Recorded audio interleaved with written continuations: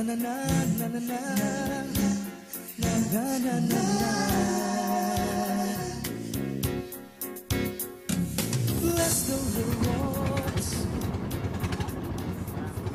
are about 85 million people currently living on over 7,100 tropical islands in the Philippines, with a combined total landmass size of just 25% larger than the state of Minnesota.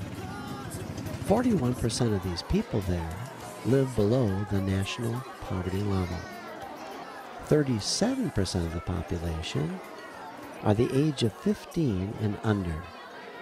High unemployment, low wages of only $1 to $3 a day, extreme poverty, and problems in government is currently causing over 12 million malnourished children. Parents are so helpless and poor they cannot even help out their own children with any money or food. The Philippines has a different kind of poverty, 10 levels lower than we know, understand, or have in America. Sister Roseanne Malalin at Caritas Filipinas, or Catholic Charities in the Philippines, once said, "But for all the bit that we do, the food line seems endless, and the work gets more and more challenging." It obviously speaks of the ever-worsening condition of our poverty-ridden nation. It reminds me of the Lord's words, "The poor you will always have with you." Sister Roseanne continues to say, "In the end, I believe they are our salvation after all, not the other way around, as we are sometimes tempted to think."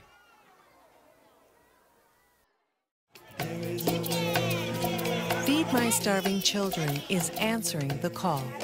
Through our partnership with Christian relief organizations worldwide, we are feeding God's starving children. The approach is a simple one.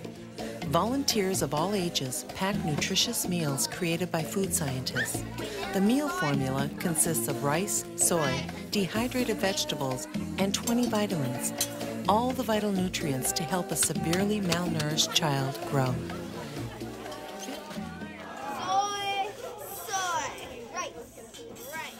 Risen Savior Missions ship food from Feed My Starving Children to 70 different sites and over 10,000 malnourished, hungry children in the Philippines this year.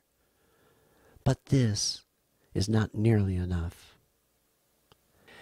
As a lay missionary, you look for signs of malnutrition within the children in villages you travel through. To take a good look at the poor children, I would take a picture of them with my digital camera. And to bring them joy, I showed them their own image. They would then get the biggest smile. For some, this was the first time they ever saw their own face in a picture on a screen. Some of the children that looked like they were 2 years of age in height and weight were actually 4 years old. Some of them were not developing mentally from not getting enough good food to eat. And for me as a lay missionary, this caused enormous emotional grief, because it could have all been prevented quite simply with food. Interviewing the village mothers about the daily food consumed by their children is a great source of diet discovery when uncovering malnutrition. You need to look at their tummy, arms, legs, and skin condition. There are many outward signs of malnutrition that one needs to look for when examining a child that you suspect is suffering from lack of food or its counterpart, malnourishment. An obvious outward sign of malnutrition is a tenting of the skin. This tenting remains on the forearm for a second or two after it has been gently pinched. Several other signs can be visible at the same time, such as bloated stomach, although this could be intestinal worms, or pencil-thin arms or legs. Also look for color of hair changes. For example, from natural jet black hair to unnatural hair streaking of different colors, to patches of gray, red, orange, yellow, and white. However, the gold standard for knowing for sure if a person is suffering from malnutrition is measuring their upper arm circumference along with their height, weight, and age, then charting the whole village to know for sure what is the average for that location in that part of the world. The consequences of malnutrition on the children is always foremost on my mind, such as retardation, early blindness, physical debilitation, lethargy, stunting, attention deficit, inability to concentrate when at school or trying to learn anything, and internal vital organs that improperly develop, as well as a compromised immune system that sometimes cause lifelong disease-related illnesses.